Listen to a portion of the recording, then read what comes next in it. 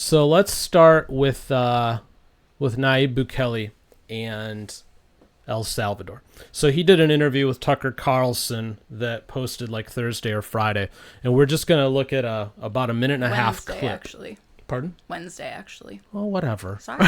All right. Do you feel better? Do you feel superior now? No, I was just trying to make sure everybody had the proper information. It says published 4 days ago. Let's count back.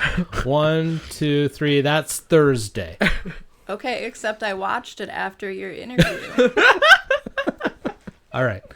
So again, you feel better now? Yes. Okay, I'm glad. We'll go with that. All righty. So with that out of the way, let's right. listen to what Bukele has to say here, shall we? All right. Mm-hmm. In your inaugural, and I was listening on headphones for the translation, so I just want to check this. You said, we have achieved this great victory and made this a safe country, and that's the predicate for everything that follows. And the next thing we're going to do in this term is to work on the economy to make it better. Grow the economy, yeah. And you said, correct me if I'm wrong, you said I have a 3-point plan, and I'm thinking, I wonder what that is. I don't know, start a Federal Reserve Bank? And you said the first point of my plan is seek God's wisdom. Yes. That is what you said. Yeah, I said that, yeah. Why would that be the first point of an economic Why plan? wouldn't it be? What should be the first part of the plan? Well, I think it should be. Yeah. But I can't. And most people would think that, right? I've never heard any leader of any country say that. Because they probably forgot to represent the people that elect them. Yeah. It's like you ask most of the people that elect the politicians, they say, yeah, that's fine. Yeah, I believe that. But then you ask the politician, and he will say, no, that's not. So who is he trying to pandering to? I mean, it doesn't make sense, right? Do you So think it's a common sense thing to seek God's wisdom. Of course. Yeah. It's a prerequisite for wise decision making, I would Yes, say. exactly. So that's the first part of our plan. So I can't tell you the last time, especially in our modern world, where I've actually seen a politician say, yeah, let's get God's wisdom in on this. Which is funny, I guess, because in every major election, and I'm sure it happens at state and local levels too, but in every major election, even the last election where we didn't really have debates, so to speak, but in every election they always talk about their view on God to some extent. And there's always a reference to who their pastor is or what church they go to regularly. Or, I mean, they did it with Trump, they did it with Biden.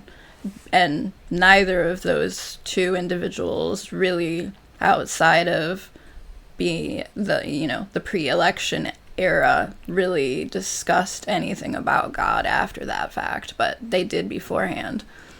And I mean, I think the one exception to that rule would be Obama and his stance on God, because he's the only one who didn't actually swear in on the Bible when he was elected.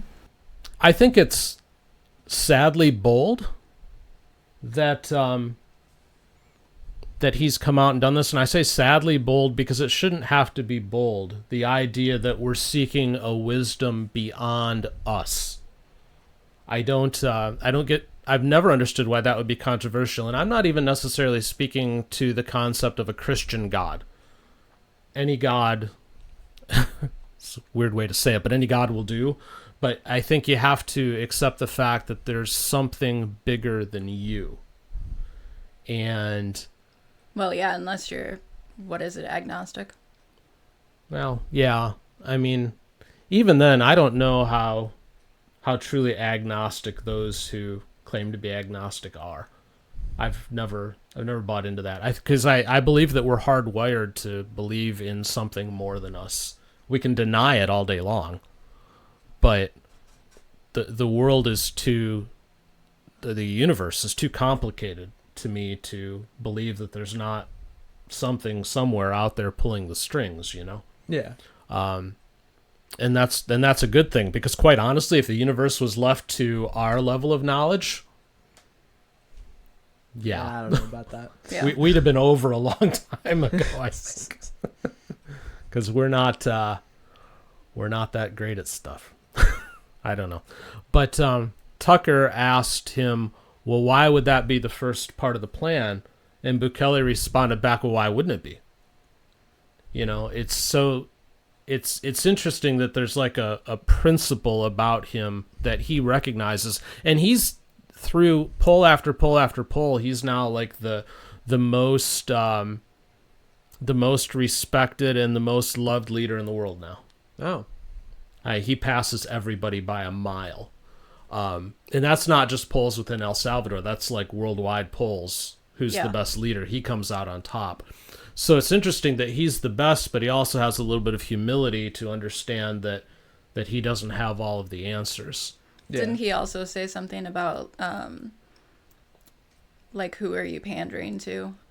Like, again, before the election, the people who elect you expect you to act a certain way, but then when you're elected, you don't. So, you know. Yep. No, that's very true. I just I continue to be intrigued by this guy because I think our own leaders could learn a lot from him. Yeah. I mean, he's running a tiny sliver of a country compared to ours, and the issues are all different, and I get all of that. Yeah. But the one thing that he did that I've not seen a leader do in my lifetime in the United States is come in with a plan and then actually stick to the plan and execute on the plan. Yeah. You know, one of the things that he went into in the interview with Tucker was how hard it was for them initially when he came in the first term, and the idea was we're going to clean up the gang situation, MS-13, and get that under control. And there was a plan in place, and they executed on the plan. And then in one weekend, I forget the number, so don't quote me on it, but it was something like 47 or 87 or something like that murders that happened in response to his cleanup. And then they had to like step everything up a notch. So they had to like alter the plan a little bit. But my point is he didn't give in. Yeah. You know, he just kept going with what he said he would do. Yeah. And you don't see that. What you see here is people who back down the minute there's a little bit of resistance, or they cut backroom deals, or whatever the case may be. Or say things and never act on them. Yeah. Or say, or do the exact opposite.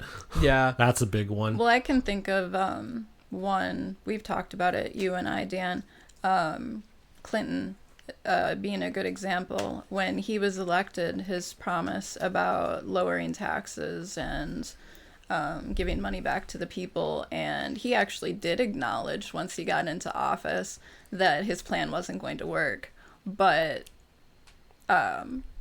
so he's like a kind of an in-between example. I mean, he may have had all the best of intentions, but when he actually got in the driver's seat, he realized it's not that simple. Yeah. Yeah.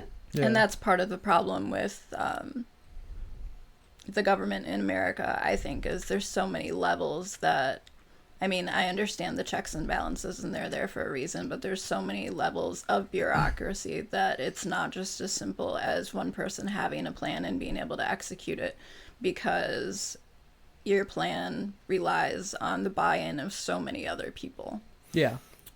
No, that's That's not necessarily... that's true. I mean, the U.S. government is one of the largest employers. It might actually be the largest, although Amazon might be a little bit bigger. But it's like one of the largest employers in the United States. Yeah. Which is ridiculous. Yeah. Because tell me honestly what we're getting for our money on that. I don't know. I mean, the funny thing is the last thing you want to do is go deal with the government. Because it's a hassle. Yeah, So- nobody ever says, I can't wait, I gotta call the IRS because I have an issue with my taxes. No, those words come out of no one's mouth ever. No. And you can say this... It's an all-day affair. Yeah. And you can say the same for state governments, too. Nobody really likes to deal with... No, nobody wants to go and get their driver's license renewed. Nobody wants to... All of those things are a pain. I don't think truckers want to go in the way stations all the time. Like, No. Yeah, in most cases, governments are incredibly inefficient. There are some cases where it's been made better. I remember when I lived in Michigan, they don't have a motor vehicle division there. It's the Secretary of State that handles all of it. And if you had to go get plates or a driver's license or anything like that, it was an all-day nightmare. And they actually had a lady come in as Secretary of State, and this was back in the 90s. I think she made the changes, and she revamped everything, and it was actually efficient, and it worked, and you could get in and out of there in probably 10 minutes Oh, that's not bad without an at all. appointment. But they totally changed how things work, so it can be done. The problem is nobody wants to do it, or nobody knows how to do it, and it becomes a nightmare. But we don't have. Can't even get in and out of a gas station in 10 minutes anymore. No, you can't. Because the card reader doesn't work at half the pumps. Yeah, So, that. so there's that. But no, it's just back to Bukele then. What I wish that we had more leaders like him that would actually have a vision and then stick with the vision and accept the fact that they need to seek something higher than them for the answers to where they're trying to get to. And this isn't, agree or disagree with his politics. Honestly, I don't agree with Biden's politics. I don't necessarily agree with all of Trump's either, but I could get past that in large part if they at least had this is my vision, this is my plan, this is what I'm going to do, and they stuck to their convictions. Well, It would be easier to accept.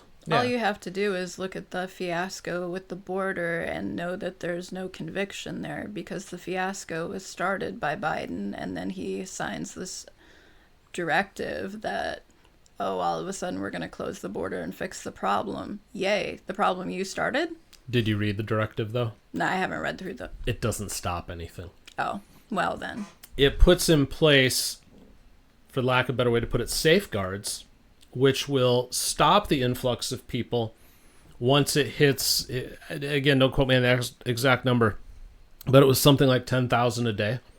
Oh, goodness. That's So crazy. you actually have to hit something before they'll look at actually slowing it down. So if you do, I forget the exact math, but if you do the math, it's something like it's something like 2 million to 3 million, something like that can still be allowed in a year when you do the math. So, honestly, then our best bet is ballot measures like what they're trying to do in Arizona, where they can let local enforcers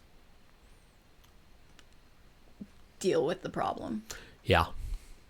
But, the government will step in and sue on that, and then that'll get held up in Court of Appeals and eventually make its way to the Supreme Court. But by then we've let millions more in, and Yeah. I don't know. Bukele 2028? Right? Maybe we can import him. We'll have to have a constitutional change, though, because you have to actually be born here. But I think he knows more about America than our leaders do. So, hey, thanks for watching. Be sure to hit the subscribe button and the notification bell, and join us every Monday and Wednesday at 10 o'clock Eastern, 7 Pacific for our live show.